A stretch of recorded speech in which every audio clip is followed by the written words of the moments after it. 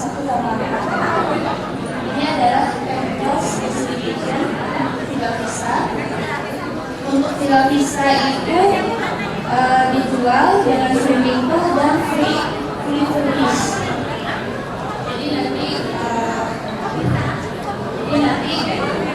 di prices akan ada free furnish dan yang bisa didapatkan apabila membeli. Ini contoh-contoh Villa Vista yang sudah terbangun.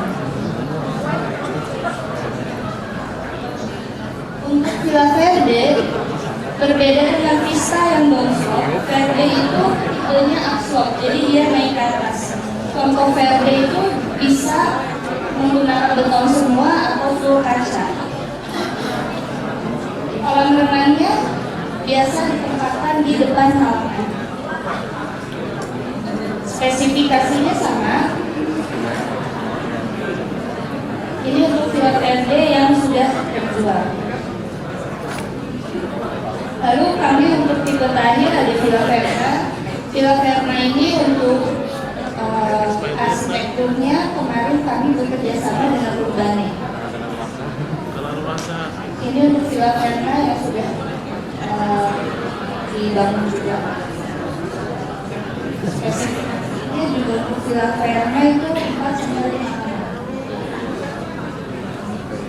Ini contoh Villa Verna.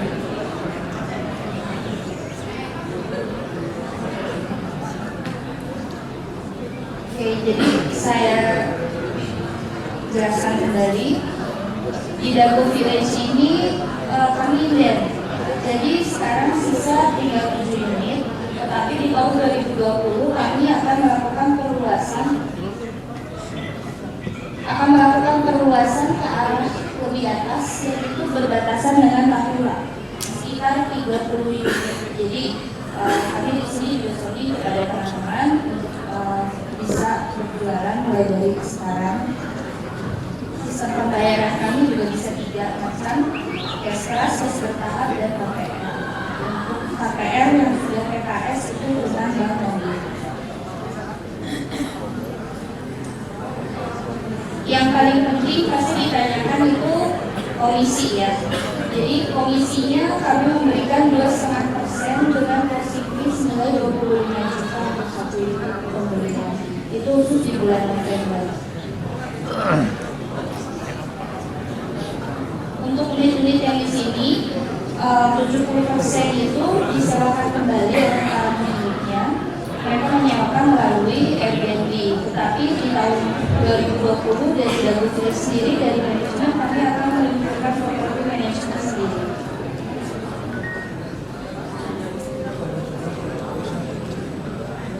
So unit dibuka setiap hari dari Senin sampai Minggu. Nanti bisa langsung menghubungi saya atau langsung dari. Ada yang mau ditanyakan?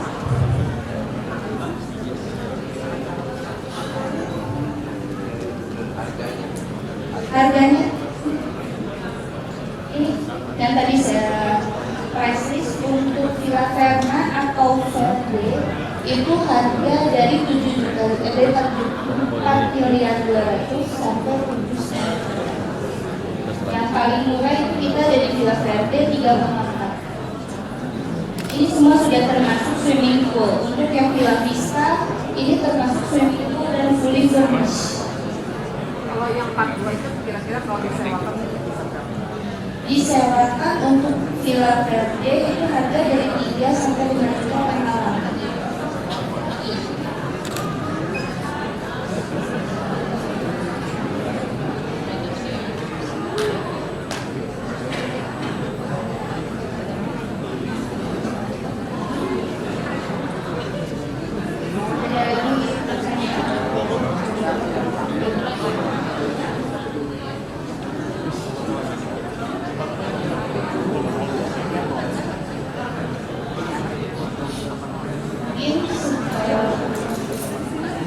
Demikian penjelasan dari Dago Village. Apabila ada pertanyaan lebih lanjut bisa menghubungi ibu kami.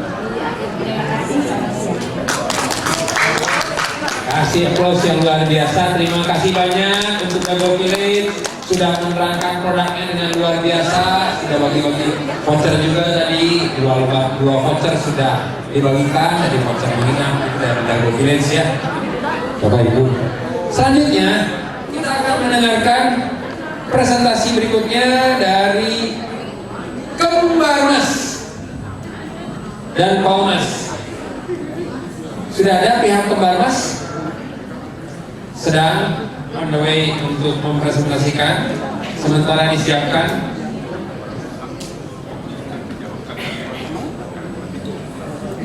Yang di depan boleh masuk ke dalam. Kita akan mendengarkan presentasi produk-produk hebat, jadi tentunya akan memperlengkapi jualan kita semua. Silahkan, sudah siap ya? Oh belum? Oke. Karena belum siap, kita kasih tos sama kanannya dulu. Bilang sama kanannya, tos dulu. Tos. Kamu udah siap? Kamu hebat? Kamu pasti sukses. Kamu udah siap? Kamu hebat? Kamu pasti sukses. Jualan yang banyak ya, teman-teman. Jangan lupa traktir aku. Ya, oke, kita akan saksikan presentasi sesaat lagi. Silakan. Oke, thank you semuanya. Udah pada kenyang ya semuanya muka-mukanya. Thank you, gue Michael dari Kembar Mas Group, wakil dari Discovery Property juga. Kita mau presentasi satu produk yang kalau dikatakan dari awal tahun kita pasarin sampai sekarang, kita total jual sampai 80 unit. Gue pribadi jual sampai 8 unit, jadi ini cukup gampang jual. Boleh teman-teman kita saksiin dulu videonya ya. Jadi ini kita konsepnya juga rumah tunggu. Derwati ini kamar tidurnya 3. Ini show unitnya udah laku. Jadi kemarin konsumen ada yang beli langsung sama furnisnya mereka beli teman-teman. Nah menariknya DP-nya cuma 5%. Dan yang anehnya BCA yang provide. Jadi kalau dibilang ini proyek lagi hot, lokasinya di Bandung Timur, dekat tol yang baru KM 149 yang akan segera dibuka. Jadi kalau mau buat invest, ini cukup rekomen. Rukonya kita bisa tanpa DP, gitu.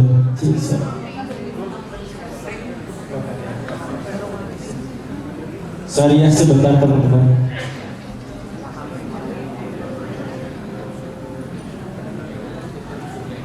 Nah, ini jadi produknya. Kita nih developer profilnya yang biasa di Antapani, Puri Dago Mas, Central Dago, itu developernya kita. Jadi mereka kelebihannya siap huni ya teman-teman. Jadi kalau mau jual kita nggak usah jual gambar. Nah ini lokasinya teman-teman dekat salah satu proyek yang lagi hot juga di Bandung. Jadi kalau misalkan dibawa ke lokasi budgetnya nggak masuk, boleh ya diarahin ke sini. Toh DP-nya cuma 5% gitu ya. Dan udah jadi juga unitnya. Ini tolnya. Nah ini unitnya teman-teman yang paling kecil itu tanahnya 72 meter, harganya 600 juta sekian, udah sama PPN. Jadi ini yang paling ringan. Ini ya kemarin kita keluar 15 unit ini, 15 sampai 20. Oke, nah ini juga yang menariknya teman-teman ada yang baru. Kita bosen ya rumah lebar 6 meter, ini kita lebarnya 8 meter, tapi harganya bersaing 600 jutaan. Ya 690 sekian masih 600 jutaan ya teman-teman. Nah kemudian ini jadi kita cuma ada 3 tipe, lebar 6, 8 sama 10. Itu aja sih. Sama yang paling hot juga rumah tunggu. Jadi rumah tunggu tuh belakangnya kita bangun, jadi ada kamar tidur plus satu bisa buat kamar tidur pembantu, service area. Nah ini cara belinya, tanda jadi 10 juta, DP 5%-nya terserah konsumen, bagi 2 kali, mau 5 juta dulu, mau 10 juta baru sisanya, bebas, ikutin aja. Nah terus kita ada promo ya teman-teman, gratis pajak pembelian sama notaris, tapi notarisnya belum termasuk untuk APR, kurang lebih plus minus 50 juta ya teman-teman. Kemudian selling point, kita ready stock, jadi kita konsepnya jual harganya sama dengan yang lagi jual gambar sekarang. Menariknya itu, makanya kantor kita bisa sampai jual 80 unitan karena kita ready stock, harga bersaing. Oke, kawasannya lagi sunrise, DP-nya ringan, cuma 5%, everyone can buy.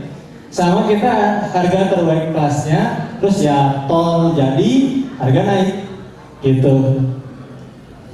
Nah, kita nanti akhir minggu ini ada event, kita Jeko Party, jadi bisa ngundang-ngundang kalau punya klien. Ini sistemnya, kalau punya klien, tolong didampingi sama teman-teman. Nah, ini eventnya. Terus sama selama November kita ada bonus tambahan fee 2,5 juta ya selama November yang tanda jadi. Kemudian ini eventnya, teman-teman nanti kalau yang tertarik boleh, kita ada di belakang, mau daftar untuk bantu pasarin, kita sangat terima kasih kalau bantu. Kemudian thank you, ini nomor handphone saya kalau mau japri WA, mau butuh data price list segala macam, atau mau japri jangan yang hal lain sih, hal properti aja ya. Ini bisa kesini teman-teman. Terus habis ini kita juga mau presentasi satu produk lagi yang dari sama-sama kantor kita. Mohon teman-teman masih boleh ya minta konsentrasi sedikit, toh nggak terlalu berat sih. Thank you teman-teman. Selamat siang teman-teman semua, perkenalkan saya Jovita dari Discovery Property, biasa dipanggil Vivitan. Kebetulan kita lead agent untuk Polmas Regency. Nah ini posisinya di mana sih? Posisinya itu di Kolonel Masuri Cimahi. Jadi dekat dari alun-alun Cimahi, hanya sekitar 5 menit. Ya. Tipenya yang sedang kita pasarkan sekarang tahap pertama sekitar 20 unit. Ada yang 1 lantai dan 2 lantai. Ini lokasi yang posisinya yang sekarang kita sedang pasarkan. Polmas Regency kita masih tahap inden, perkiraan sekitar 6 bulan lagi jadi. Tapi kalau di lokasi udah mau lihat bisa ada rumah contoh sekitar 8 unitan, 4 unit 1 lantai, 4 unit lagi 2 lantai. Selama kita pegang kita udah jual sekitar 10 unit. Jadi ayo teman-teman bawa ke lokasi. Kenapa benefitnya? Lokasi di main road jalan raya itu posisinya dilalui angkot, lalu memang kondisi di sana teh udara ya. Kalau orang bilang apa sih Thomas, daerah sana masih udara masih oke.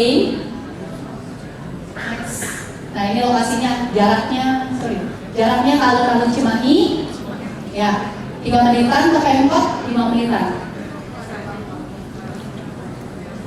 Ini peta lokasinya, site plan. Next. Nah, spesifikasinya yang 1 lantai, luas tanah 105, luas bangunan 42, sekitar 800 jutaan. Kita ini kondisinya udah all in, free BPHTB, biaya AJB, dan PPN udah include dimasukin di harga. Next. Ini spesifikasi yang 2 lantai sekitar 1 M-an. Nah, cara belinya harga jadi 10 juta, DP 10% dibagi 4 kali. Karena kita kondisinya ini sekarang masih inden, jadi DP-nya ini bisa dicicil. Next one. Ya ini yang saya bilang, apa harus Polmas Regency? Lokasi di jalan utama dilalui angkutan umum. Kedua hanya 3 menit dari alun-alun Cimahi, hanya 5 menit dari Pemkot Cimahi. Masalah udara, sejuk, asri dan nyaman. Harga dan kualitas bangunan boleh survei ke lokasi aja. Terus DP ringan bisa dicicil. Next. Nah, promo diskon sebenarnya bisa mencapai hampir 100 juta. Kalau untuk yang sekitar satu lantai, apa aja mencakup nanti bisa japri saya di belakang. Diskon khusus, gratis pajak pembeli, PPN, biaya notaris. Terus DP 10% bisa maksimum 4 kali. Next.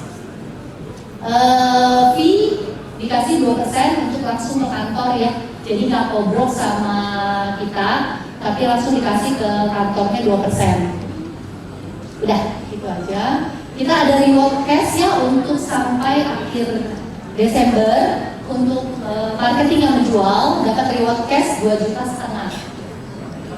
Oke, next. Oke, thank you. Ini kontak person saya.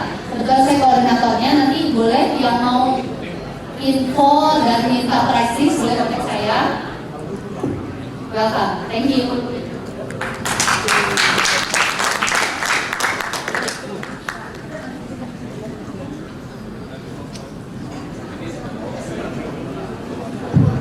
Thank you ya. Oke, untuk selanjutnya kita persilahkan juga pihak dari Desangkan Hurip untuk mempresentasikan. Terima kasih untuk tadi yang Thomas. Silakan Pak. Thank you. Selamat siang semuanya. Perkenalkan, saya Franz. Kebetulan memang basic saya sebenarnya kontraktor. Tapi saat ini saya dengan Panca Persadalen.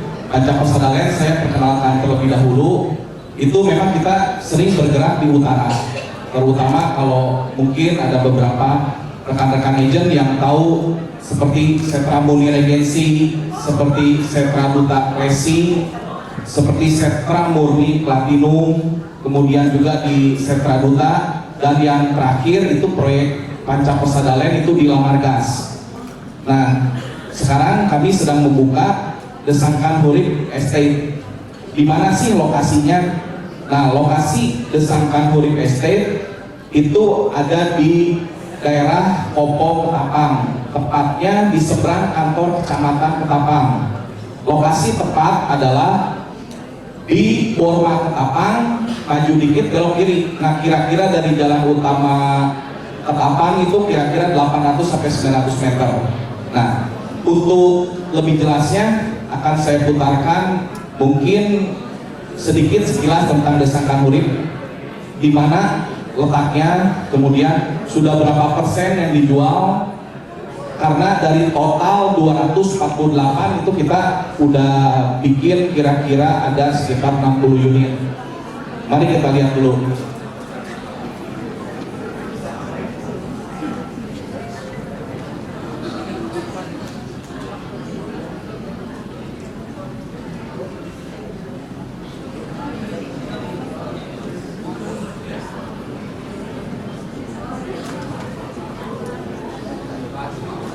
Sebentar ya, lagi diputarkan dahulu.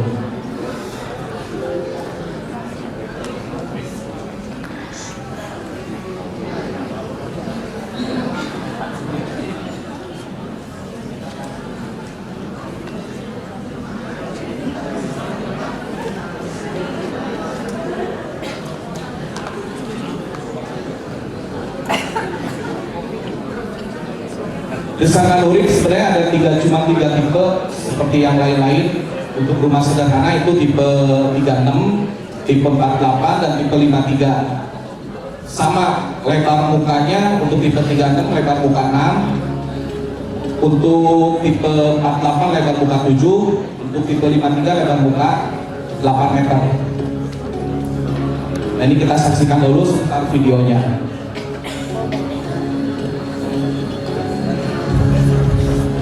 Ini kita buat, udah ada.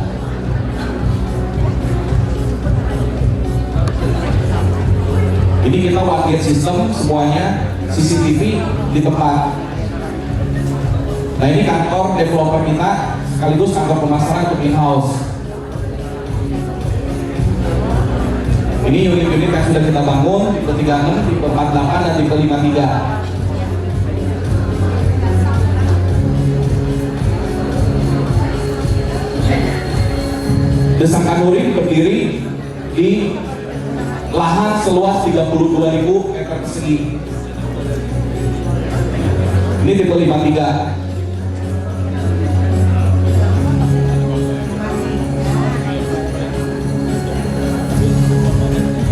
Nah ini tipe 48 dengan lebar 7.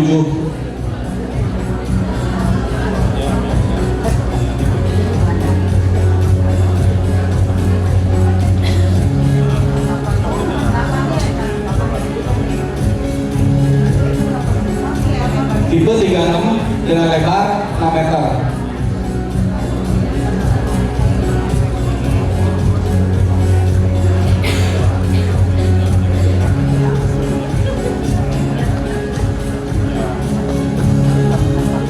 Nah ini kita juga membuat satu tempat bermain anak yang akan berdiri kira-kira di sekitar 500 meter persegi. Itu kita memang buatkan untuk children playground.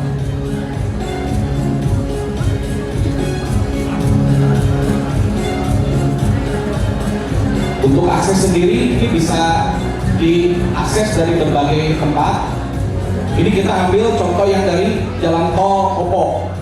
Sebenarnya banyak, bisa dari tol Ruang Margasi ataupun tol Ketapang.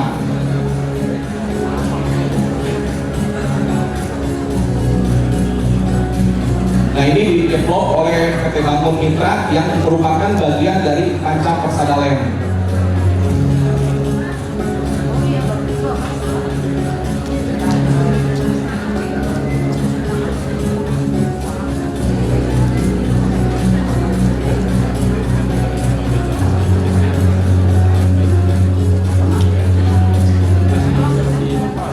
Nah kira-kira itulah produk yang sedang kami pasarkan, Desa Kanuri Estate.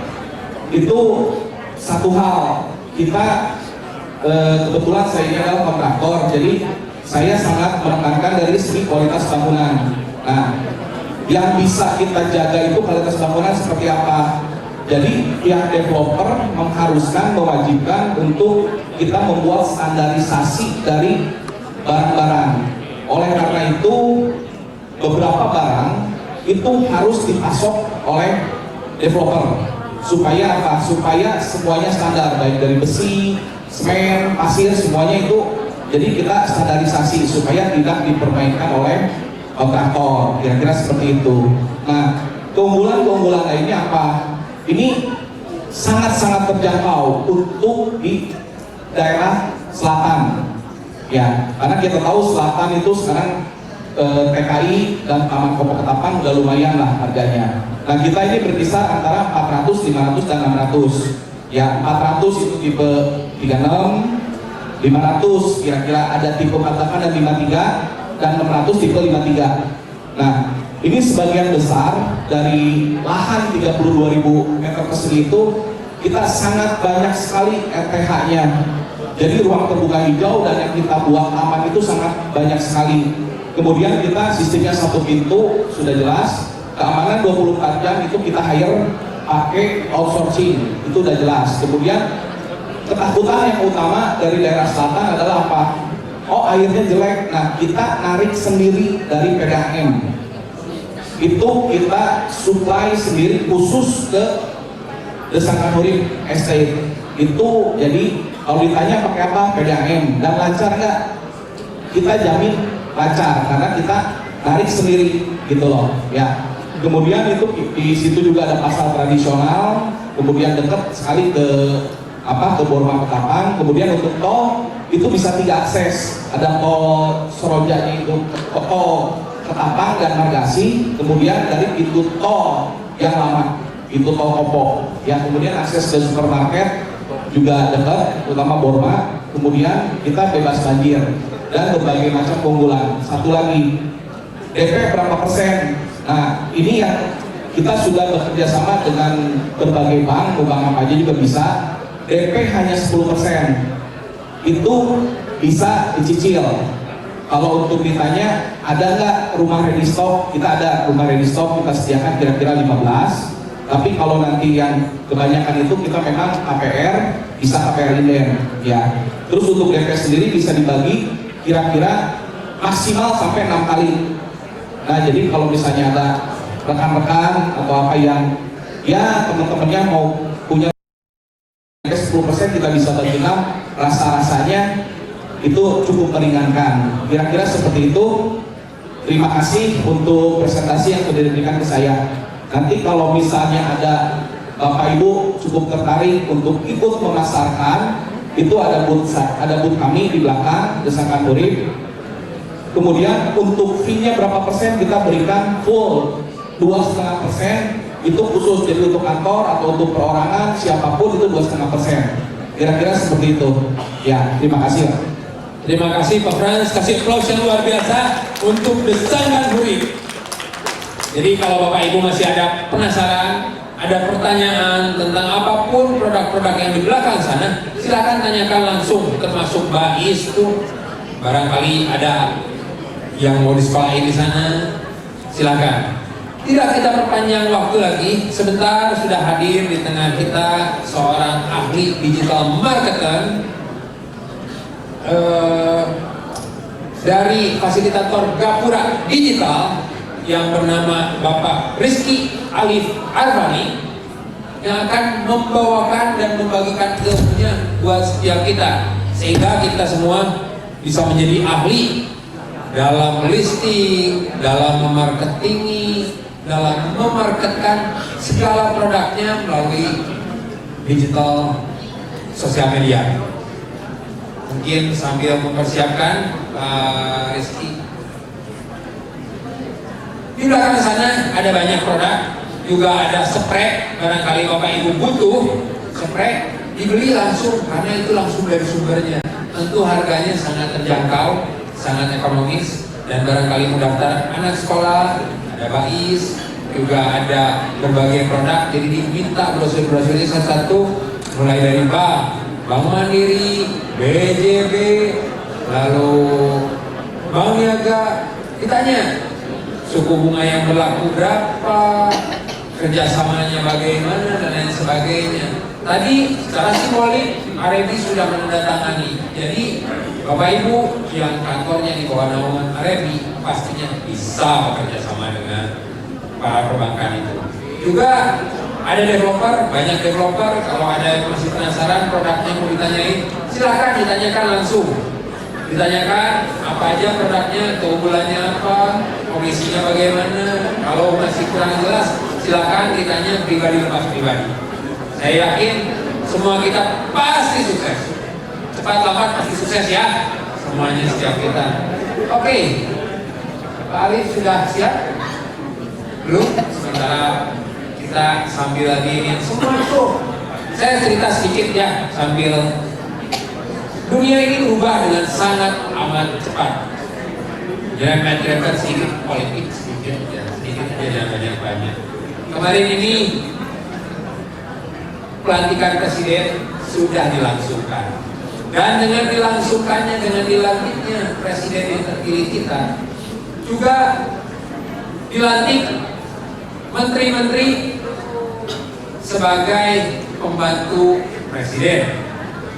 Ada beberapa menteri yang kontroversial yang sampai hari ini masih ditanyakan, terutama seorang ahli digital.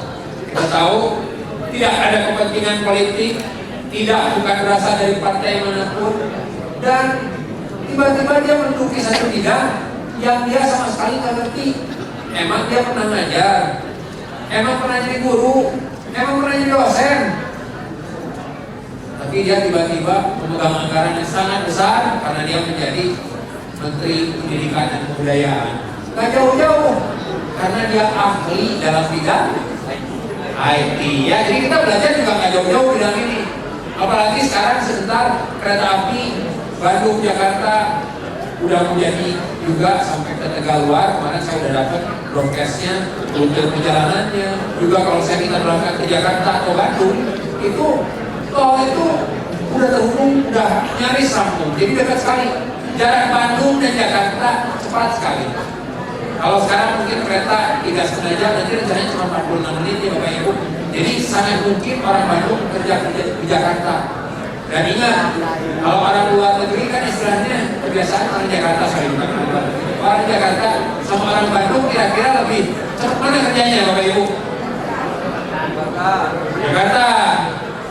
Kalau orang Singapura sama orang Indonesia? Oh, Singapura kenapa?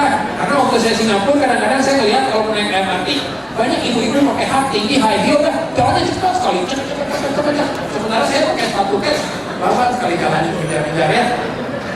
Tapi saya yakin semua yang di sini juga akan mengejar dengan cepat. Kenapa? Jadi dengan mengikuti ini, pasti saya yakin Bapak Ibu bisa ngerti, bisa belajar dengan cepat, jalan jauh lebih cepat, nggak kalah sama orang Jakarta. Nggak ada lagi cerita lagu santai, nggak ya? Kita lebih santai itu karena menikmati hasil. Bapak Ibu sudah siap? Kasih aplaus yang paling meriah untuk Bapak Arif dari Gabungan Digital. Terima kasih. Assalamualaikum warahmatullahi wabarakatuh. Semangat siang semuanya. Semangat siang semuanya. Semangat atau siang? Oke, Bapak Ibu sekalian, teman-teman agent properti, mungkin saya panggilnya teman-teman saja yang lebih akrab. Saya di sini akan mencoba sedikit berbagi berdasarkan pengalaman pribadi, berdasarkan apa yang saya jalani. Mungkin ada beberapa hal yang di luar sudut pandang umum ya. Ada beberapa hal yang mungkin baru Bapak Ibu sekalian dengar, tapi nggak apa-apa, coba disimak saja dulu. Nah, di siang hari ini saya akan coba berbagi tentang apa sih pentingnya digital marketing di era saat ini, terutama di bidang properti. Jadi teknologi sudah semakin bergeser, orang-orang sudah semakin malas, apa-apa semua dibuka dari handphone. Kalau dulu orang ketika mencari sesuatu diketikkan di Google, mereka rata-rata hanya membuka di halaman pertama. Ada nggak yang sampai membuka ke halaman 2, 3, atau 4? Cenderung biasanya di halaman pertama. Tapi sekarang udah mah yang dibuka halaman pertama, mereka males scrolling ke bawah. Jadi udah mah hanya di halaman pertama, informasi teratas saja yang dilihat, itu yang diklik oleh konsumen. Jadi di dunia online, di dunia teknologi digital, user behavior sudah bergeser seperti itu. Makanya kenapa ada anekdot, cara terbaik untuk menyimpan, tempat terbaik untuk menyimpan jenazah adalah di halaman kedua Google, karena tidak ada yang pernah buka.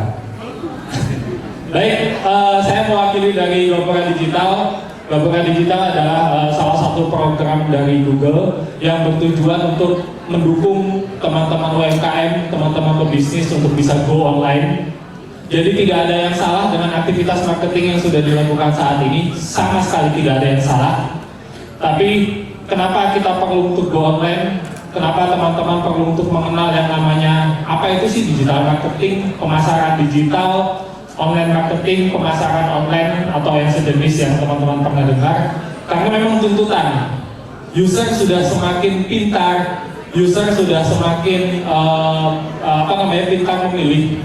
Jadi jika dulu orang memutuskan ingin mencari atau membeli sesuatu, dia berpikir, dia mencari, dia menemukan apa yang dia cari, dia berdiskusi dan tanya-tanya dengan penjualnya atau dengan pebisnisnya, selesai, dia melakukan pembayaran. Tapi saat ini orang berpikir ingin mencari atau membutuhkan sesuatu, dia mencari dan menemukan apa yang dia cari, dia membaca informasinya, dia bertanya-tanya, tapi dia tidak langsung melakukan eksekusi pembayaran atau pembelian, melainkan mereka mencari perbandingan, mereka mencari ulasan-ulasan positif di internet.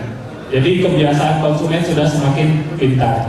Gabungan Digital ada program regulernya setiap Sabtu dan Minggu, 100% gratis. Jadi buat teman-teman Bapak Ibu yang ingin mendalami seputar dunia digital marketing, bisa bergabung di kelas kita. Ini adalah link pendaftarannya, Gabungan Digital dan juga Women Wheel di hari Minggu. Kita ada berbagai materi, ada tentang Google Business School, ada tentang Google Ads, ada tentang SEO, ada juga tentang website, tentang membangun brand di YouTube. Itu semua dibahas satu persatu di dalam modul-modul tersendiri di Gapura Digital. Next. Udah difotoin dari tadi. Nama saya Rizky Firmani. Saya suka menulis sampai pada akhirnya saya memanfaatkan aktivitas menulis saya untuk mencari pundi-pundi rupiah dan juga dolar. Saya mengelola beberapa blog besar dengan memiliki traffic yang tinggi, dan saya menghubungi perusahaan-perusahaan yang satu kategori atau satu niche dengan blog saya untuk pasang iklan di tempat saya. Saya juga menjalankan media review, brand review melalui blog. Saya juga seorang digital marketer, bahasa kerennya digital marketer. Aktivitasnya adalah tukang mendatangkan calon potensial customer, tukang mendatangkan calon potensial konsumen ke dalam website untuk kemudian kita follow up menjadi sebuah closing. Saat ini saya berkesibukan sebagai CFO di QC Evolution. QC Evolution adalah sebuah startup di bidang edukasi teknologi. Jadi kita bergerak di sekolah online, full kita bergerak di dunia digital. Next. Ini mungkin yang ingin menyimpan modul ini bisa download ringkasannya di sini, silakan. Jadi ada banyak sekali kalau kita bicara digital marketing ya, ada banyak sekali aktivitasnya. Teman-teman posting di media sosial itu sudah termasuk aktivitas pemasaran digital. Teman-teman broadcast di grup WhatsApp itu sudah termasuk aktivitas pemasaran digital. Teman-teman buka toko atau buka lapak dan beriklan di marketplace rumah seperti rumah123.com itu juga sudah termasuk pemasaran digital, dan tidak ada yang salah. Yang salah adalah kalau kita tidak melakukan apa-apa. Nah, di sini saya akan mencoba berbagi satu lagi aktivitas pemasaran digital, pemasaran online yang menurut saya cukup powerful, yang menurut saya cukup cocok untuk bidang properti, karena properti adalah produk yang berdasarkan kebutuhan, bukan orang yang tadinya nggak pengen terus tiba-tiba beli rumah, bukan kayak gitu ya. Rumah kan kebutuhannya, jadi memang sudah ada rencana, sudah ada prediksi bahwa saya ingin beli rumah dan saya ingin mencari informasi tentang rumah. Next. Oleh karena itu, saya akan mencoba memperkenalkan tentang apa itu Google Ads. Sehari sebelum kesini, saya sempat di mesin pencari Google, saya sempat mengetikkan beberapa kata kunci. Saya mengetik kata kunci rumah murah di Bandung. Saya mengetik kata kunci cicilan rumah murah di Bandung Timur. Lalu saya mengetikkan beberapa kata kunci lain yang terkait dengan rumah ya. Rata-rata yang muncul adalah marketplace, benar ya. Jadi rumah.com, ada rumah123.com, ada dari OLX dan beberapa yang lain. Nah, misalnya yang muncul rumah123.com, oke? Yang muncul dari rumah123.com. Ketika diklik halaman tersebut, masuknya ke salah satu properti rumah saja, atau masuknya ke katalog properti rumah murah. Masuknya adalah ke katalog, dan itu adalah campuran dari berbagai toko atau berbagai produk atau berbagai rumah yang yang buka lapak di situ, yang buka toko di situ. Artinya apa? Kita tidak bisa mengontrol bagaimana caranya supaya produk properti saya yang muncul ketika ada yang mencari rumah murah di Bandung. Kita tidak bisa mengontrol gimana caranya supaya brand properti saya yang muncul ketika ada yang mencari cicilan rumah murah di Bandung Timur. Seperti itu. Nah, bagaimana supaya kita bisa melakukan hal itu? Bagaimana supaya kita bisa bersaing dengan brand-brand properti kita? Salah satunya adalah melalui Google Ads. Karena dengan adanya Google Ads, kita bisa beriklan secara mandiri, diarahkan ke dalam website milik kantor biasanya, karena biasanya rata-rata kantor sudah punya website. Leads-nya otomatis langsung masuk ke kita dan datanya 100% bisa kita kontrol. Jadi informasi yang ditawarkan mutlak informasi dari brand milik kita saja. Nah, nanti ketika teman-teman properti semuanya beriklan, ya otomatis halaman pertama dan kedua Google ya bisa jadi didominasi oleh website-website brand properti teman-teman. Karena untuk beberapa kata kunci saya lihat ada beberapa website properti itu masih di halaman ketiga atau keempat. Tapi ketika dibuka memang spesifik, langsung masuk ke satu penawaran rumah tertentu dari brand itu. Jadi langsung to the point gitu. Sisanya di halaman 1 atau 2 itu masih didominasi oleh marketplace. Gitu ya. Next. Next.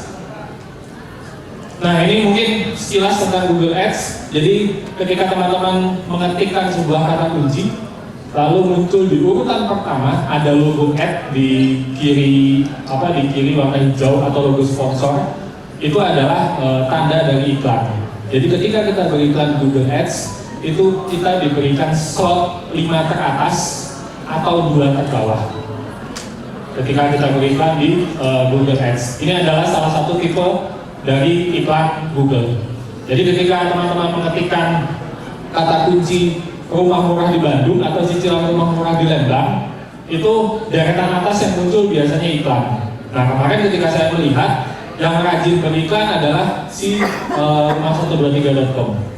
Nah, rumah123.com itu kan isinya dari banyak properti gitu. Jadi alangkah baiknya jika teman-teman di rumah123.com dioptimalkan, karena setahu saya ada fitur beriklan juga di dalamnya ya kalau tidak salah. Nah, terlepas dari itu teman-teman secara mandiri masing-masing property agent, masing-masing brand itu juga bisa bersaing di halaman pertama Google.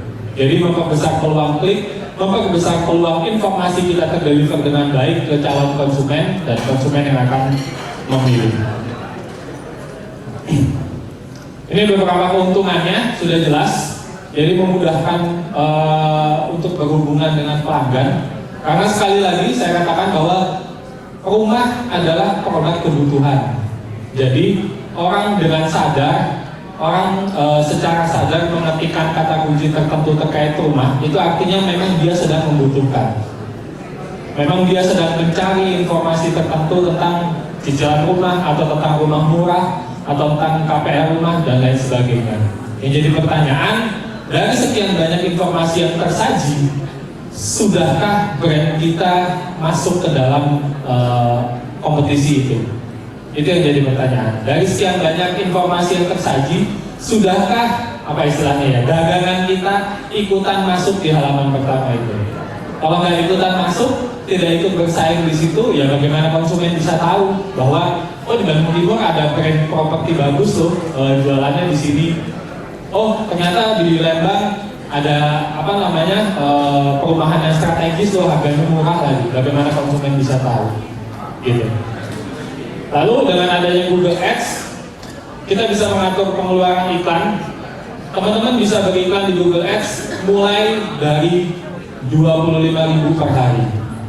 Perbedaannya adalah jangkauan iklan. Semakin besar budget iklan, semakin besar jangkauan iklan yang akan didapat. Dan mudah untuk mengatur kinerja iklan. Google Ads bisa sangat spesifik. Contohnya, teman-teman di sini jualannya jualan rumah, jualan properti. Teman-teman ingin beriklan kepada orang-orang yang saat ini rumahnya masih ngontrak, masih nyewa. Apakah bisa? Bisa. Teman-teman ingin misalnya beriklan ke orang-orang radius 5 km dari tempat site plan properti teman-teman berada, apakah bisa? Bisa. Teman-teman ingin beriklan hanya kepada suami-suami saja, ke bapak-bapak saja, karena mungkin berpikir yang mengambil keputusan adalah suami, jadi spesifik ke suami saja, ke usia berapa sampai berapa, terus yang pekerjaannya di bidang apa, misalnya yang dikira-kira diasumsikan berdaya beli tinggi, apakah bisa? Bisa. Dan banyak lagi hal spesifik lainnya yang bisa dilakukan menggunakan Google Ads. Dan saya lihat memang belum ada website properti yang masuk di halaman pertama, masih didominasi oleh marketplace. Jadi menurut saya itu adalah sebuah peluang yang besar ketika ada orang yang mencari kata kunci tertentu dan website dari kantor teman-teman yang masuk di halaman pertama. Gitu ya. Next. Pencarian di Google berdasarkan kata kunci. Kemarin saya sempat riset juga terkait kata kunci terkait rumah. Rata-rata volume pencariannya di atas 5 sampai 7 ribu per bulannya. Artinya memang terlepas dari mereka mencari juga di marketplace, itu sudah pasti. Artinya porsi pencarian di mesin pencari Google hingga saat ini masih sangat besar, terutama untuk kata kunci terkait properti, terkait rumah. Terus kemarin saya sempat lihat juga terkait apartemen, itu masih cukup besar. Dan saya lihat di halaman pertama belum ada yang bermain di situ.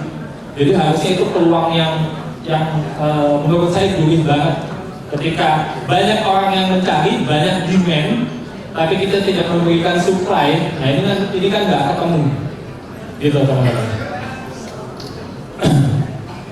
Kita bisa memilih lokasi seperti saya singgung, demografi, usia, jenis kelamin, terus bisa juga behaviornya bisa kita tentukan, dan hal-hal detail lainnya. Misalnya kita mau jualan rumahnya ke orang tua yang belum punya anak misalnya, jadi belum ada kos untuk anak, karena orang tua belum punya anak, mungkin bisa jadi diasumsikan baru nikah, jadi baru akan cari rumah, bisa. Atau pengen berikan kepada orang tua yang anaknya sudah usia sekian, udah gede, jadi tidak ada tanggungan ke anak.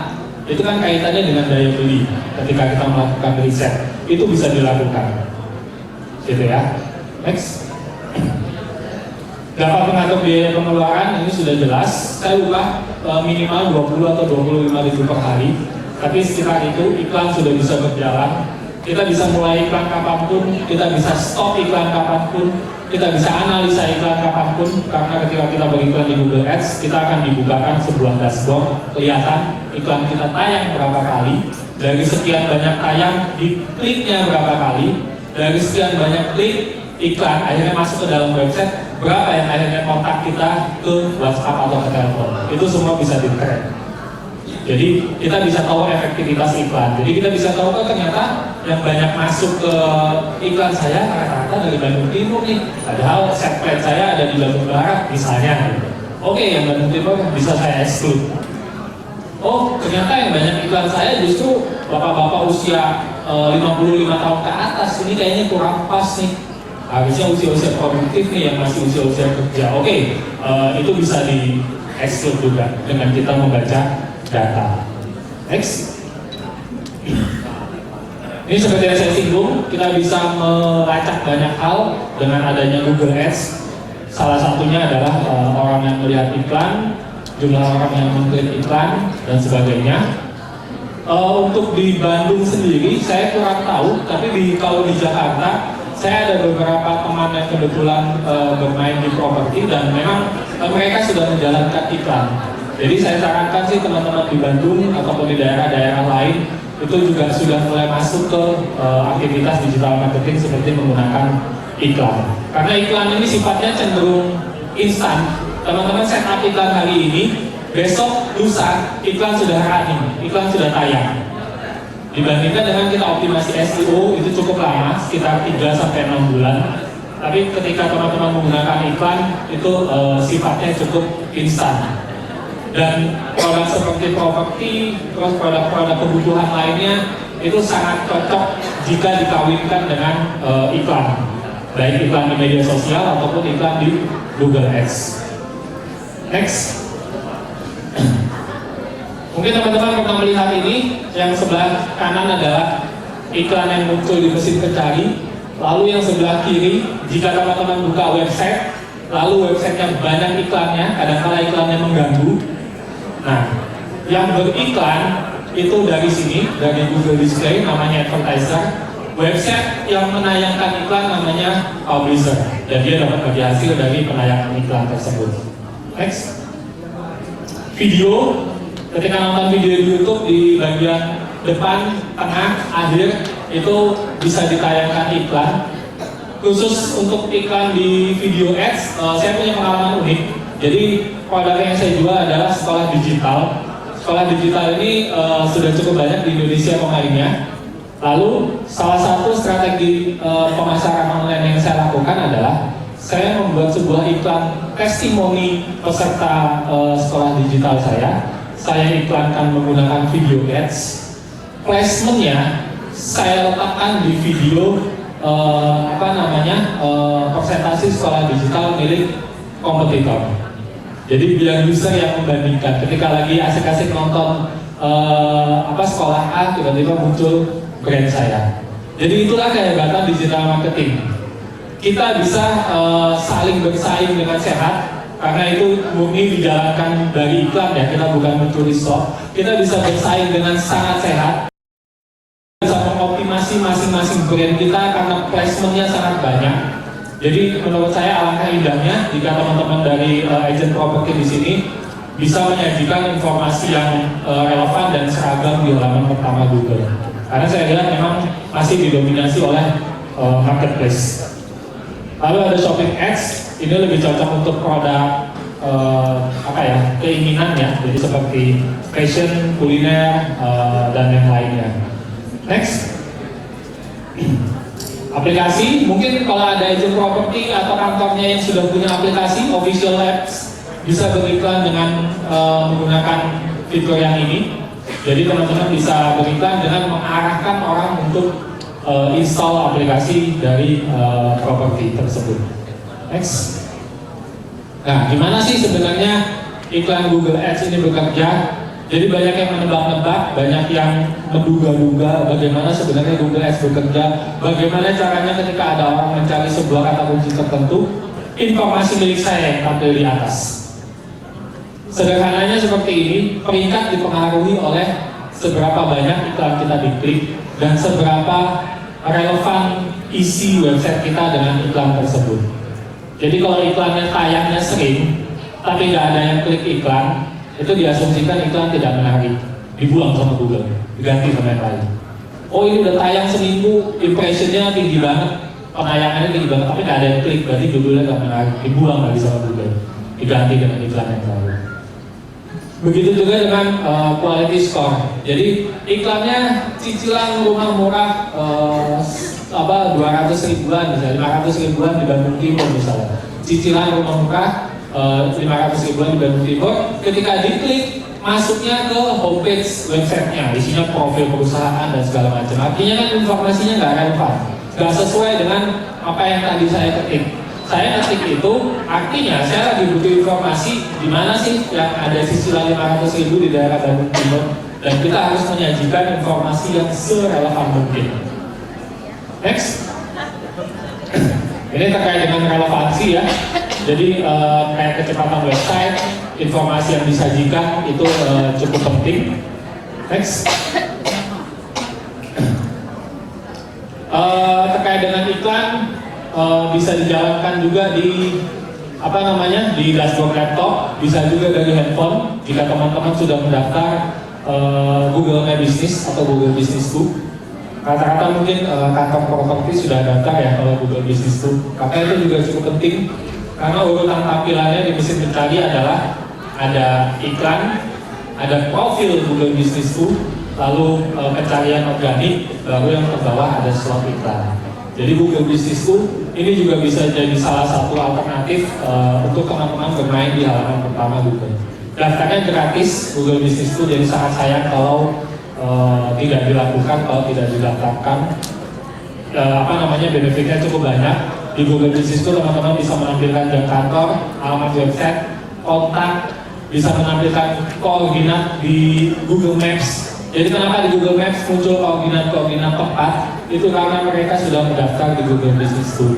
Bayangkan apa yang terjadi jika saya ingin datang ke kantor sebuah agent properti di Bandung Kota. Saya ketik arahnya karena saya nggak tahu tempatnya. Saya ketik di Google Maps, ternyata kantor Anda tidak terdeteksi di Google Maps karena belum daftar Google Business Book. Itu sangat disayangkan sekali.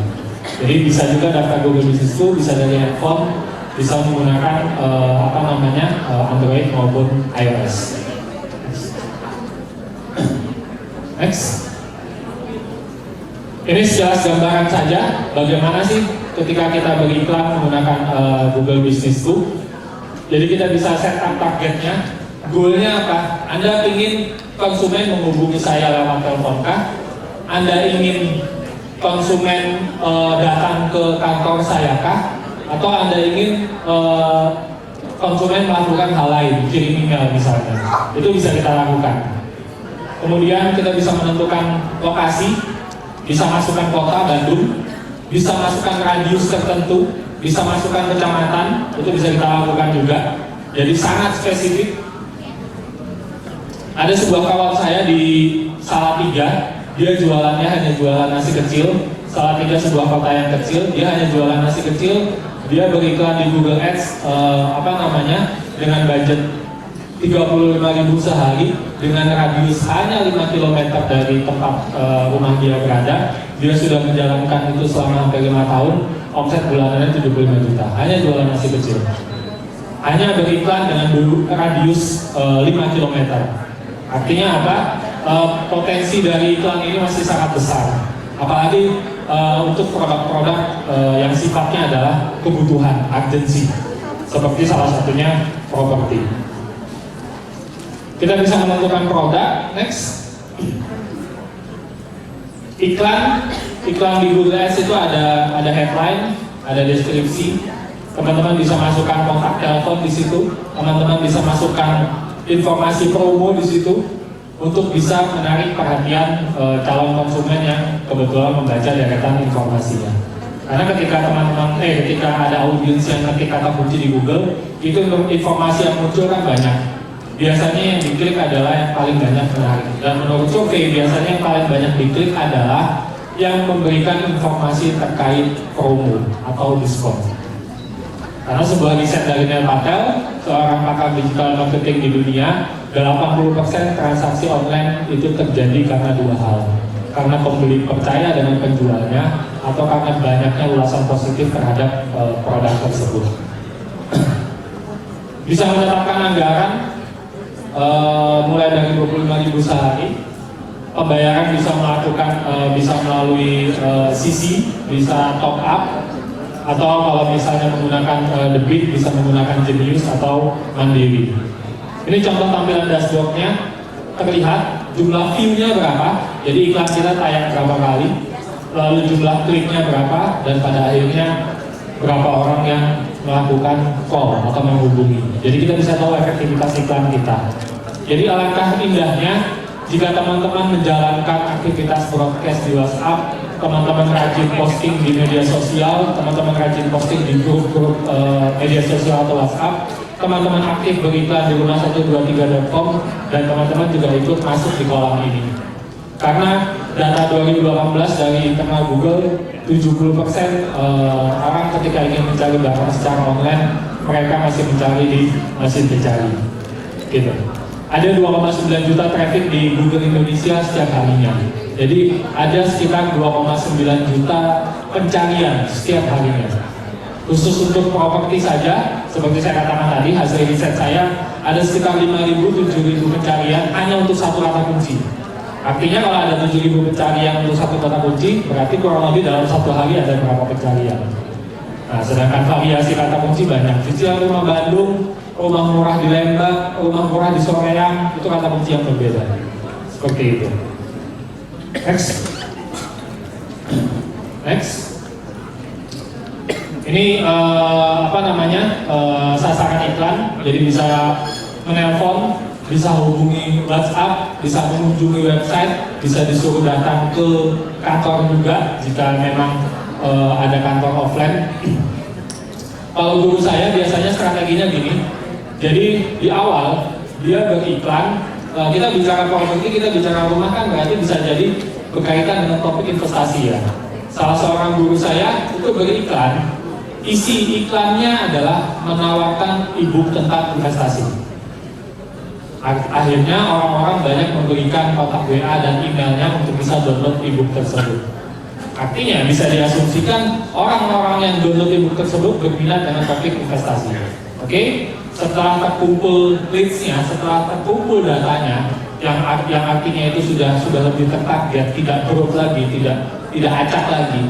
Baru dari leads yang tertarget ini dilakukan follow up melalui email marketing atau melalui personal chat lewat WhatsApp untuk diajak datang gathering.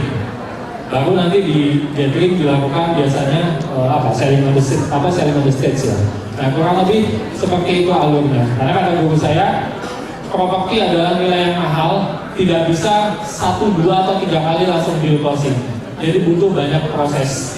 Sebuah riset mengatakan rata-rata transaksi yang awalnya dari online itu terjadi setelah follow up ke 8 atau 9.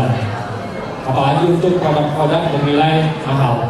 Itu biasanya ada proses, jadi tidak bisa teman-teman memaksakan kehendak, udah dapat leads, udah dapat nomor, langsung hard selling. Itu sebenarnya perlu ada proses dulu untuk menggali masalahnya, untuk menggali kebutuhannya, untuk akhirnya diarahkan, oh ternyata yang cocok produk ini, oh ternyata yang cocok rumah yang tipe ini, seperti itu. Dan data-data itu bisa kita dapatkan. Ini terkait target pemasaran, radius, seperti yang saya katakan tadi. Biasanya kalau radiusnya dekat dan ada informasi promosi di sana, orang tidak segan untuk datang ke kantor. Pengalaman beberapa teman saya yang buka rumah makan, mereka baru launching, benar seperti itu. Karena ketika memang jaraknya agak jauh, biasanya orang-orang malas untuk datang ke kantor, apalagi sekedar menghubungi. Jadi bisa memanfaatkan radius tertentu dari kantor properti teman-teman, beriklan untuk bisa tahu respon dari pasar. Next. Bahasa bisa juga, kalau memang misalnya mau iklan properti di luar negeri, menargetkannya bahasa Inggris, atau mau nargetin orang-orang bule ekspat gitu misalnya, itu juga bisa. Kita bisa spesifik menargetkan iklan kita hanya ke orang-orang yang menggunakan bahasa Inggris. Dari mana sih Google Ads bisa tahu profil-profil itu? Dari handphone Anda semua. Handphone Anda semua ketika baru beli handphone, baru pertama kali memasukkan data, salah satu data yang dimasukkan adalah disuruh login email Gmail, betul? Anda disuruh mengaktifkan location, benar? Nah, dari situlah Google mengambil data, memanfaatkannya untuk kemudian dibantu dioptimasikan kepada teman-teman advertiser untuk bisa dipertemukan dengan produk yang cocok. Makanya kenapa di Google Ads kita bisa beriklan dengan sangat-sangat spesifik. Next. Anggaran bisa ditetapkan harian, bisa ditetapkan bulanan. Misalnya sudah ada budget marketing dari kantor, jatahnya 3 juta misalnya sebulan. Anda bisa set up dalam 1 bulan tuh, pokoknya minta tolong Google dalam 1 bulan budget saya 3 juta, saya nggak mau lebih dari itu. Terserah dalam sehari dihabisinnya berapa. Ketika pasar lagi banyak yang cari, ya habisinnya lebih tinggi. Ketika pasar lagi sepi, berarti iklannya ditahan. Pokoknya dalam sebulan maksimal 3 juta aja, nggak boleh lebih. Itu kita bisa suruh seperti itu. Jadi tidak ada yang namanya over budget. Ketika budget dikeluarkan pun itu sudah terukur. Berapa budget yang keluar, berapa iklan yang tayang, berapa klik yang terjadi, dan dari mana saja asal mula konsumen kita masuk. Next. Konfirmasi pembayaran. Next. Ini contoh tampilan dashboard. Jumlah tayangan, jumlah klik. Ada, kalau misalnya tadi iklannya diarahkan untuk menelpon, kita bisa tahu berapa orang yang pada akhirnya menelpon. Kita bisa tahu rata-rata audiens buka iklan kita dari device apa. Lalu kita juga bisa tahu dari daerah mana. Seperti itu. Jadi, ternyata kebanyakan yang cari properti di Lembang itu ternyata rata-rata justru dari daerah Sukajadi misalnya. Nah, itu kan bisa jadi data untuk teman-teman di iklan jalan, data tambahannya. Berarti Sukajadi daerahnya potensial nih. Berarti saya bisa misalnya buka workshop di sana, atau buka gathering di sana, atau canvassing di sana. Seperti itu kira-kira. Next. Nah, ini terkait dengan Google Ads Support.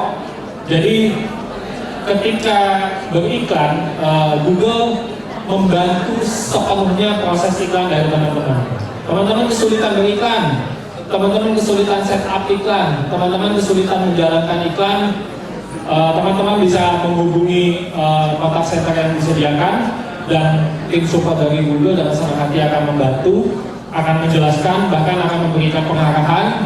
Bahkan kalau saya tidak salah, untuk iklan awal di Google Ads ketika sudah menghabiskan 150.000, itu otomatis dapat kredit 450.000. Jadi budget iklan tambahan. Gitu. Next. Nah, mungkin itu saja sekilas tentang Google Ads. Sebagian insight, jika diperdalam lagi ada banyak hal-hal teknis. Pilihannya adalah jika teman-teman di sini memang sudah cukup sibuk di lapangan, biasanya saya kalau diskusi dengan teman-teman pebisnis, saya selalu menyarankan dua hal.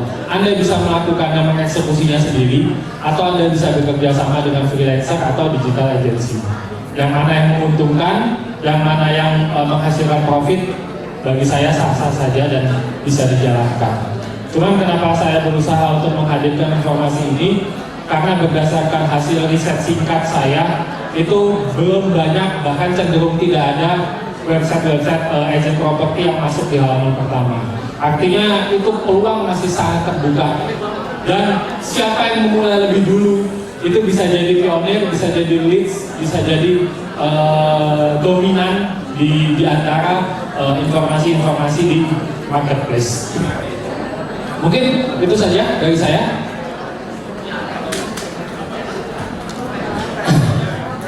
Mumpung Pak Alif ada di sini, mungkin dibuka sesi tanya jawab ya Pak ya? Boleh, silakan. Yang mau bertanya. Oke, saya akan silakan bangkit berdiri. Selamat siang Pak, saya dari Green Prospect Property. Pak, saya tuh mau tanya, kalau si Google Ads itu, jadi saya kan nih Pak, saya bikin listing gitu kan kayak di Google Ads ya. Nah itu tuh listing saya tuh muncul di mana Pak? Kan kalau di website.com kan saya udah jelas Pak, kalau saya masukin ke website.com berarti saya tampil di bawah 5.com. Nah kalau di Google Ads tuh munculnya di mana? Baik. Munculnya di mana? Tergantung Bapak mengatur placementnya di mana. Tadi ada beberapa jenis. Ada yang tampil di mesin pencari, ada yang tampilnya di display ads, tampilnya di website-website, ada yang tampilnya di video ads, berarti tampilnya di YouTube. Tergantung placement awal waktu bikin iklan, setup placementnya tampilnya di mana. Itu pertama. Lalu yang kedua, katakanlah misalnya menampilkannya di mesin pencari, misalnya gitu ya. Ketika kita dengan sengaja mencari, itu memang kadang-kala tidak selalu muncul. Jadi itu memang algoritma Google. Ketika ada orang yang memang potensial benar-benar mencari dibandingkan dengan yang sengaja mencari, itu Google sudah bisa membedakan. Kenapa yang sengaja mencari tidak dimunculkan? Untuk menghindari kebocoran budget, untuk menghindari ada kompetitor iseng yang itu si Greenhouse lagi ngiklan, saya nyari terus deh iklannya dia, saya klik terus biar budgetnya habis padahal nggak ada konversi. Jadi kenapa kadang-kala kita tidak bisa menemukan? Karena memang sengaja tidak ditampilkan oleh Google. Lalu dari mana kita bisa tahu iklan kita tampil atau tidak? Kita bisa lihat di dashboard Pak. Itu kelihatan impressionnya sudah berapa, artinya iklan sudah berapa kali tayang. Dari sekian kali tayang sudah berapa kali diklik. Minimal persentase klik 10%. Jika di bawah 10%, berarti ada yang tidak menarik dengan judul atau deskripsi iklan. Iklan sering tayang tapi nggak ada yang klik. Tapi jika persentasenya sudah di atas 10%, iklan sudah aman. Otomatis dari iklan kan masuknya ke website nih. Dari website kok tidak ada yang kontak saya, artinya informasi di website kurang persuasif, kurang menarik sehingga orang pergi. Atau mungkin pricingnya nggak cocok, atau mungkin jangan ditampilkan dulu harganya. Ini butuh testing ya. Jadi tidak bisa sekali iklan simsalabim langsung profit, tidak, tapi butuh testing gitu. Tapi itu cara analisanya.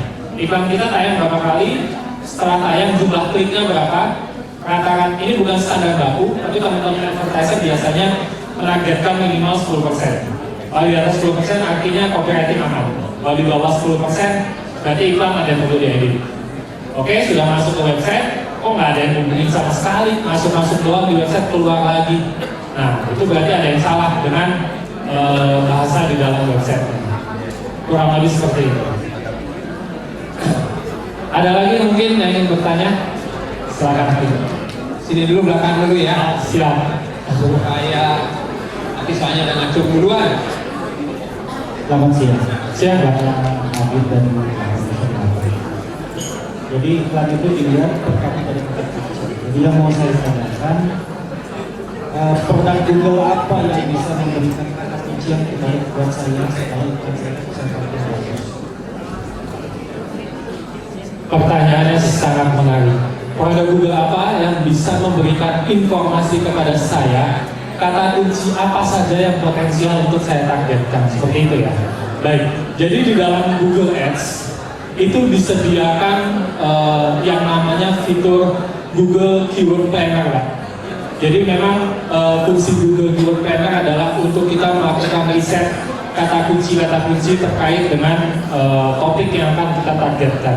Di situ muncul kata kuncinya, di situ muncul volume pencariannya, di situ muncul juga grafik pencariannya. Jadi kalau volumenya besar tapi grafiknya menurun, artinya tren kata kunci itu sudah menurun. Saran saya tidak dipakai.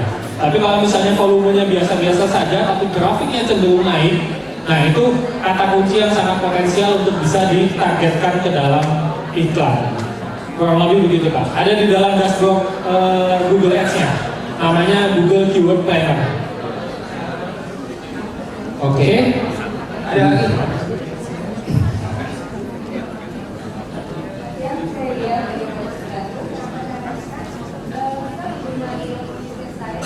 Bisnis saya, oke.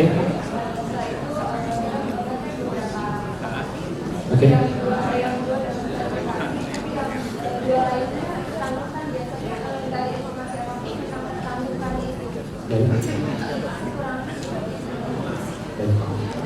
Ini Google ini ya, Google My Business ya.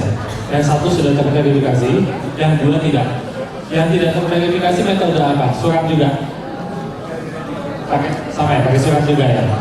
Yang dua ini apakah alamatnya sama persis dengan yang pertama?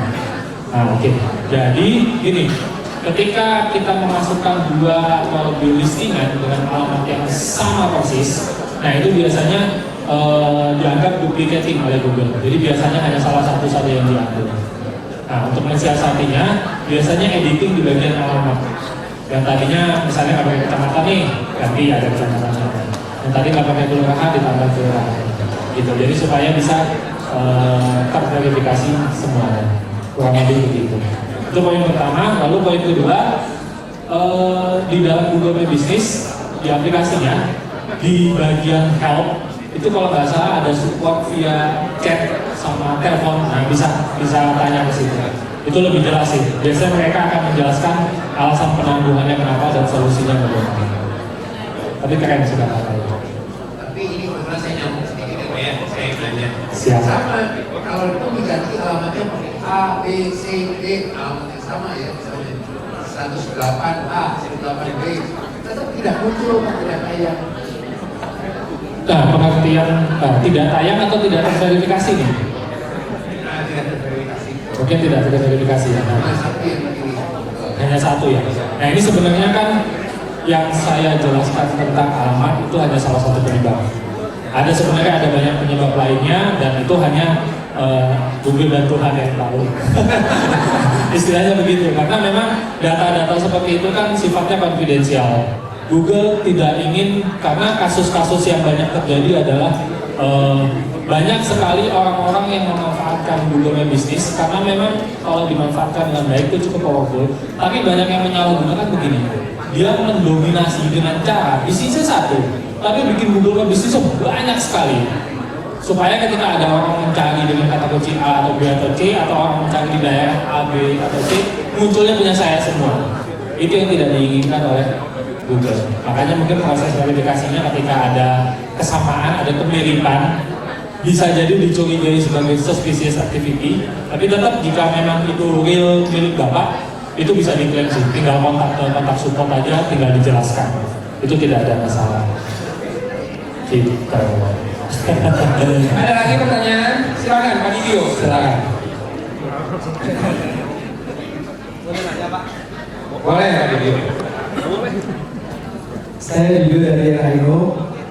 Pak, ini yang Bapak terangkan kan tentang Google Ads kan berbayar. Betul. Saya kan suka berikan juga di Facebook, kan juga ada yang berbayar, ada yang gratis juga. Betul. Kalau di Google ada tip Pak, yang berbayar tapi kita bisa atas juga. Baik. Itu aja sebentar. Thank you. Menarik. Saya coba buka bersama. Masuk ke mode incognito. Ada Pak yang tidak berbayar, tapi kenapa tidak saya tampilkan di sini? Karena sifatnya kan kalau yang tidak berbayar kan artinya organik ya. Sifatnya prosesnya lebih lama. Ketik jasa review produk. Saya contohkan ya. Ini salah satu halaman yang saya optimasi. Giliran dicontohin nggak muncul iklannya. Ini di urutan pertama, itu ini yang saya bilang tadi, kalau saya sengaja mencari, biasanya nggak muncul iklannya. Ini di urutan paling atas, itu ada website saya, ngetik.id, itu hasil dari iklan. Lalu, saya juga mengoptimasi secara gratisan, muncul di urutan beberapa nih, 1, 2, 3, 4. Punya saya muncul juga, ngetik.id. Jadi ketika ada satu pencarian, ada 2 website saya, ada 1 website saya muncul di iklan dan juga di organik. Otomatis itu bisa membesar peluang orang masuk ke dalam website saya. Nah, yang organik ini bisa dioptimasi namanya SEO, Search Engine Optimization. Tapi prosesnya rata-rata 3-6 bulan. Makanya kalau sebenarnya ini bukan pilihan. Kalau memang ingin serius melakukan pemasaran digital, baiknya dijalankan keduanya.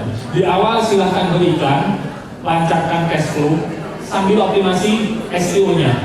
Nanti ketika ini sudah masuk di halaman pertama Pak, biasanya cenderung langgeng. Iklannya mau di stop, enggak boleh. Sudah ada traffic dari sini. Atau iklannya mau terus dijalankan, itu lebih baik. Malah jadi ada 2 listing. Tapi biasanya prosesnya lama. Sama seperti di media sosial, kalau kita beriklan di Facebook bisa. Tapi kalau kita posting organik, itu jangkauannya, ads rank-nya, update terbaru Agustus 2018 hanya 5% saja dari jumlah pertemanan kita. Artinya memang semua yang berbau organik sudah mulai dicuri. Semua mulai diarahkan untuk lebih powerful beriklan.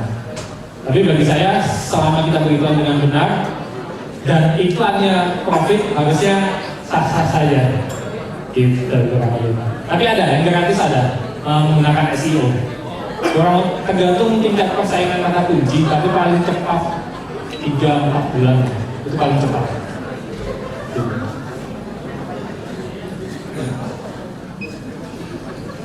Masih ada pertanyaan?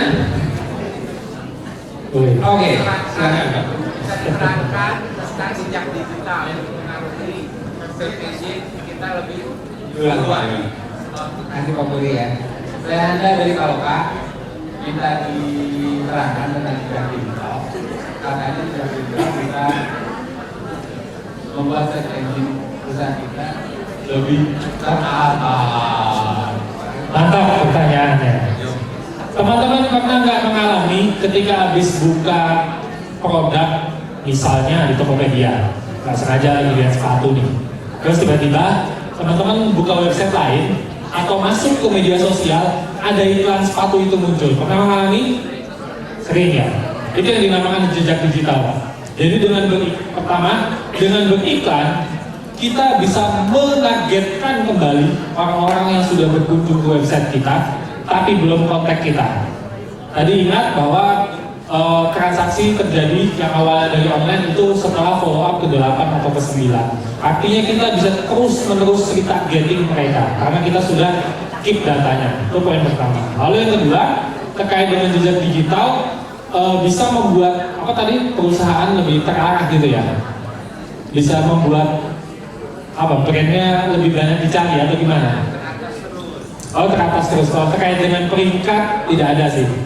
Tapi kalau terkait dengan tampilnya iklan ada. Misalnya saya sering buka websitenya Bapak nih, Bapak lagi jalanin iklan. Saya sering buka websitenya Bapak. Nanti ketika saya masuk ke website lain, ketika ada slot iklan di situ, ada potensi iklan perusahaan Bapak tampil ke saya. Karena Google melihat, oh saya habis masuk ke situ tuh kayaknya tertarik tuh sama si brand itu, udah tampilin lagi sama si Google iklannya. Dengan harapan saya tertarik. Jadi digital marketing itu kalau saya analogikan seperti ini.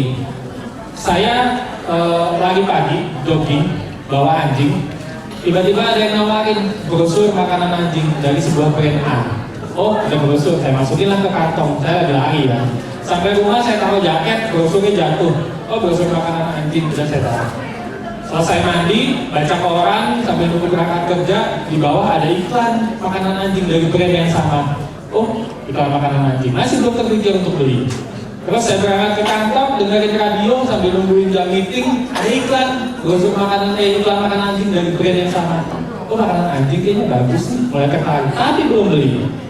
Udah meeting, makan siang, nonton TV, di kantin ada iklan tersebut.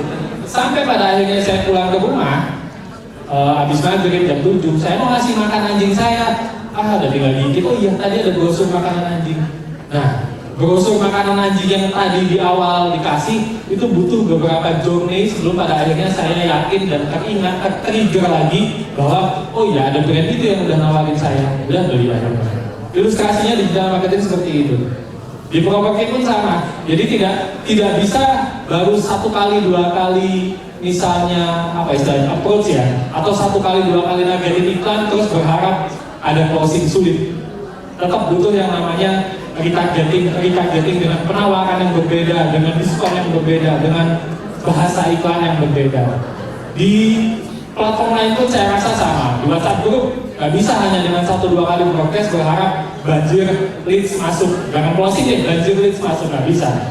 Kita tetap perlu untuk lakukan berulang kali sampai alam bawah sadar konsumen itu berpikir, oh ini ada rumah murah, coba tanya. Kira-kira seperti itu ilustrasinya. Oh, silakan Pak. Oke. Kita coba dengan harga 10.000. Sebentar Pak, sebentar. Apa betul Pak? Sebentar. Biar lebih jelas suaranya. Silakan. Mengenai ini konsumen Baik, Pak. apakah 10.000 juga bisa? Dan mulai bergerak dulu atau lebih dari itu? Baik. Makasih Pak. Sama-sama. Untuk biaya harian saya lupa, tapi antara 20 atau 25.000. Kalau 10-15 itu 2-3 tahun lalu bisa. Tapi untuk saat ini kalau saya tidak salah antara 20 atau 25.000. Seperti itu Pak. Oke? Oke. Masih ada pertanyaan Bapak Ibu? Biar nggak penasaran. Ya, mau menanyakan apapun tentang Google Ads, tentang digital marketing, atau mungkin sudah pernah beriklan di platform lain. Jadi saya sama sekali tidak menjelekkan 1 atau 2 platform yang lain, karena memang masing-masing punya kolam sendiri, masing-masing bisa memberikan hasil dengan bentuk yang berbeda. Justru yang saya coba tekankan di sini adalah Anda melakukan banyak sekali strategi di era persaingan seperti saat ini. Halo, saya Niko dari Wisro. Mau nanya Mas Rizky, misalnya kan kita di properti itu jumlah produknya banyak ya, dan hampir update-nya tuh sering gitu. Misalnya saya punya 100 listing. Kalau tadi Mas Rizky kan cerita misalnya satu produk diiklankan di beberapa website gitu ya. Dan kalau untuk properti, misalnya untuk kita semua lebih optimal, misalnya saya punya 100 listing, di-split jadi 5 website, atau lebih bagus 100 listing ini di-record sama satu website gitu. Oke, optimalnya lebih bagus yang di-split atau di satu website aja. Baik, terima kasih. Terkait dengan kuantitas dan kualitas, dulu kita masih bisa melakukan spamming. Kita bisa bikin banyak sekali website, kita bisa bikin banyak sekali Google My Business, dan it works. Itu bisa mendatangkan uang, itu bisa mendatangkan hasil. Tapi Google terus membenahi dirinya, terus membenahi algoritmanya, dan Google saat ini hanya mementingkan 2 hal, relevansi dan authority.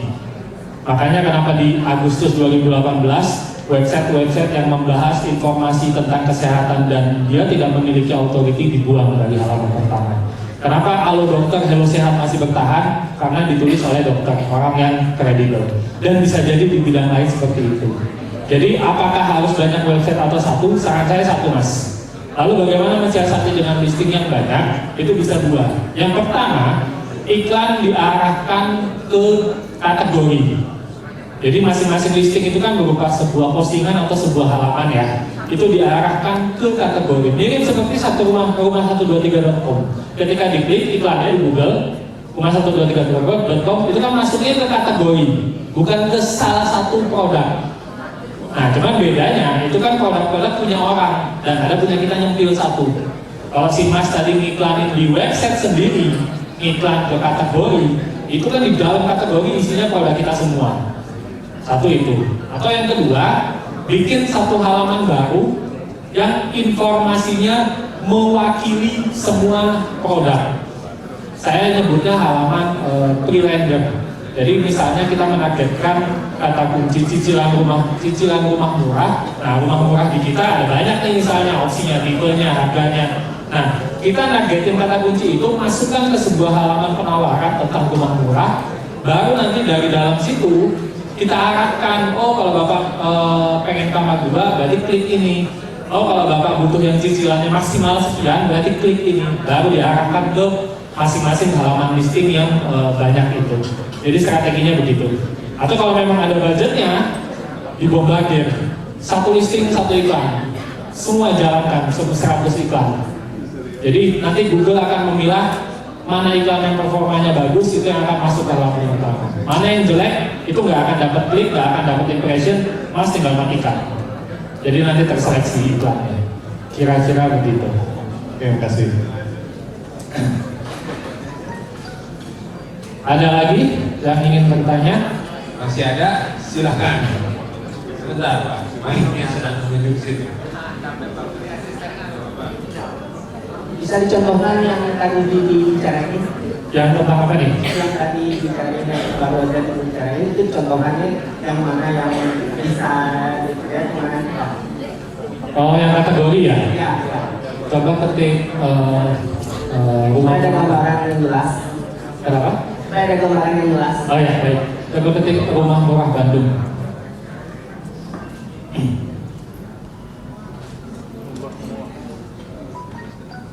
Oke. Klik ini, coba. Oke, ini kan yang beriklan kan si rumah123.com ya, yang iklan gitu. Ketika diklik, buka. Ini kalau tidak salah kemarin larinya adalah ke kategori jual rumah di Bandung dengan harga maksimal sekian.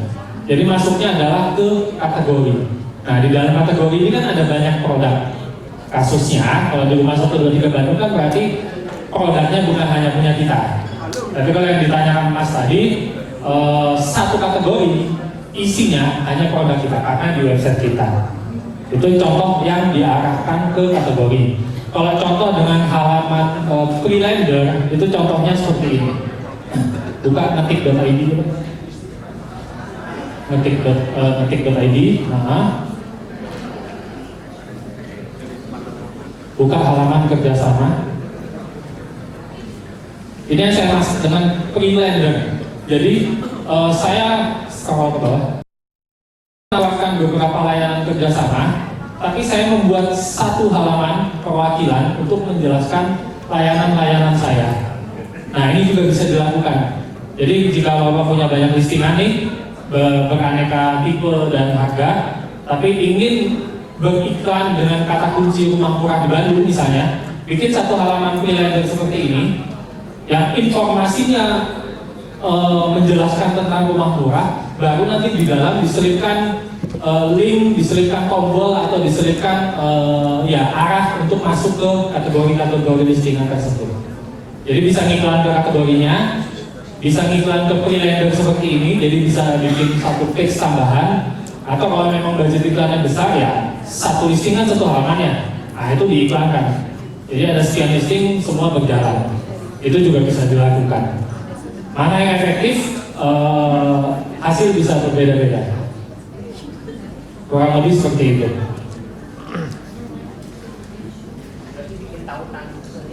Betul Pak. Ini jasa, tapi kan ada di satu halaman. Kalau misalnya mau tahu lebih dalam tentang jasa pembuatan website, ya masuk ke klik itu. Nah, ini baru masuk ke halaman utamanya jasa pembuatan website. Atau misalnya Bapak iklan rumah murah Bandung, Bapak punya 4 tipe misalnya, tipe 40, 50, 60. Ya Bapak jelaskan misalnya rumah murah di Bandung, spesifikasi ini, nah kita tersedia ada 4 tipe, 40, 50, 60, 70. Nah masing-masing tipe kasih linknya, nanti akan mengarah ke kategori tipe 40 kalau emang ada banyak rumahnya, atau ke halaman rumah tipe 40 kalau hanya ada satu halaman. Kita bermain di situ. Jadi yang kita iklankan adalah halaman freelancernya. Ini salah satu strategi.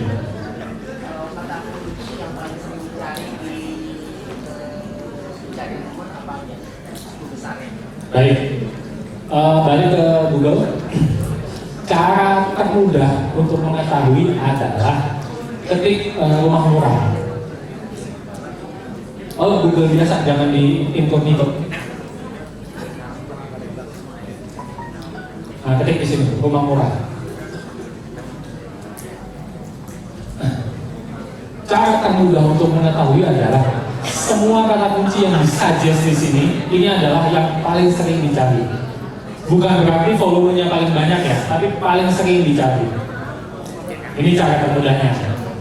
Kalau mau bisa lebih dalam, pengen tahu dan nyari rumah murah di Bandung itu sebulan berapa ratus atau berapa ribu orang. Nah itu bisa masuk ke Google Keyword Planner. Atau kalau pakai yang aplikasi pihak ketiga ada banyak. Salah satunya adalah Ubersuggest. Coba masuk ke tools Ubersuggest. Coba klik. Ini saya contohkan.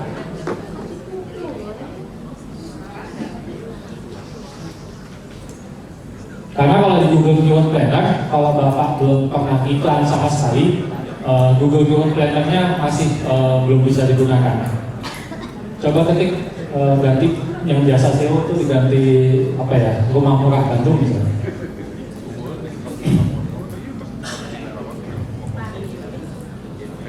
Enter.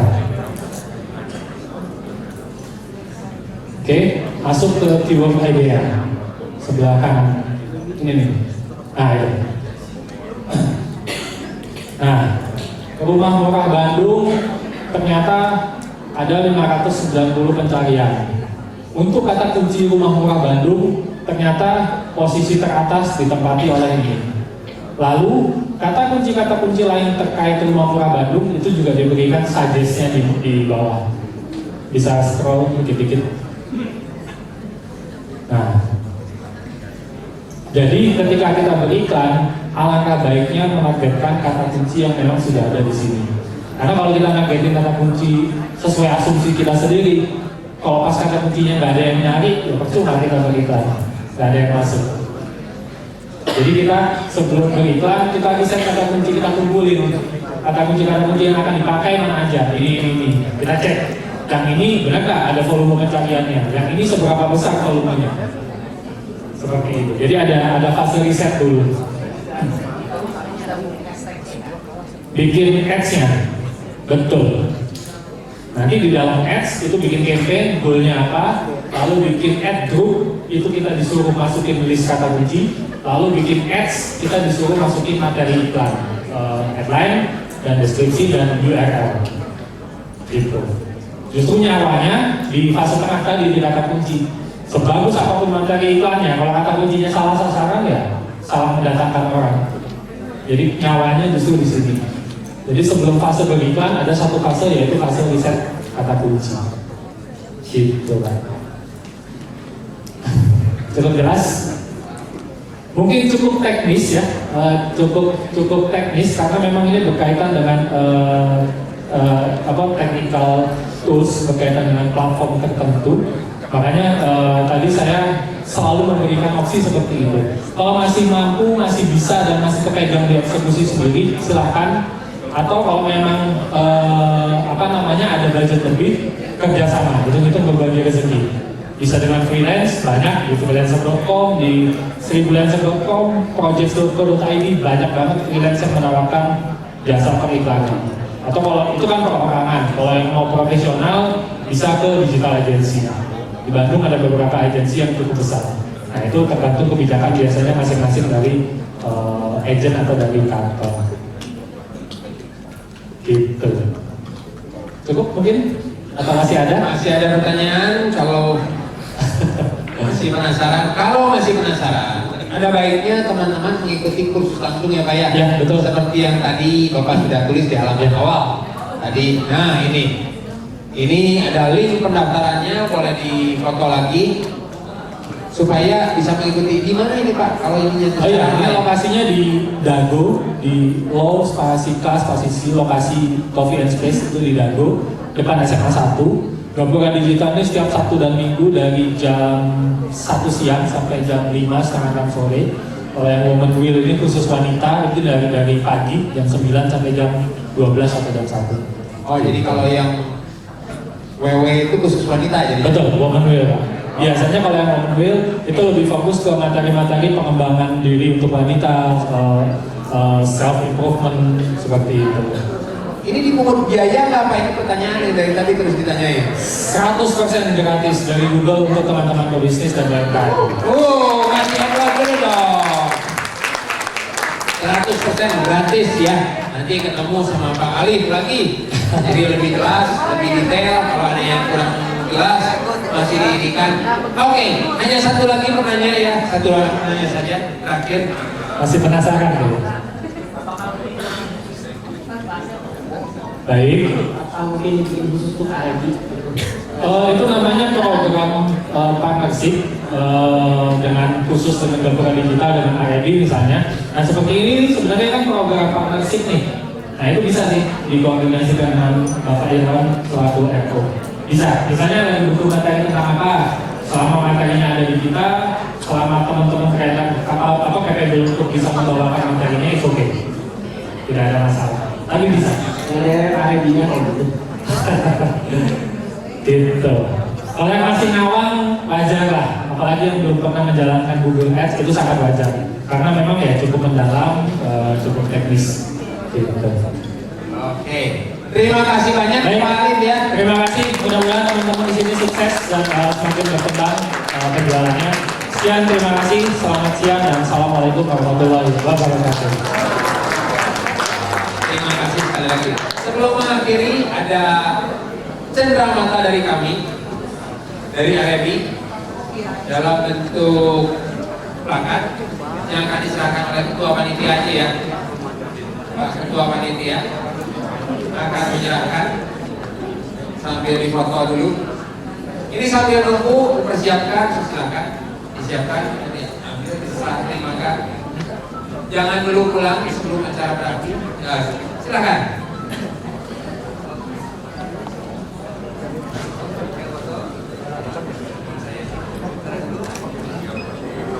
Satu, dua.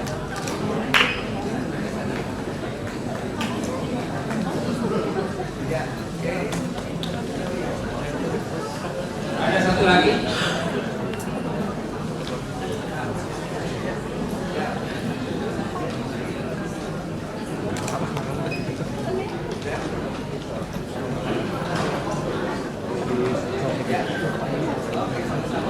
Oke, terima kasih.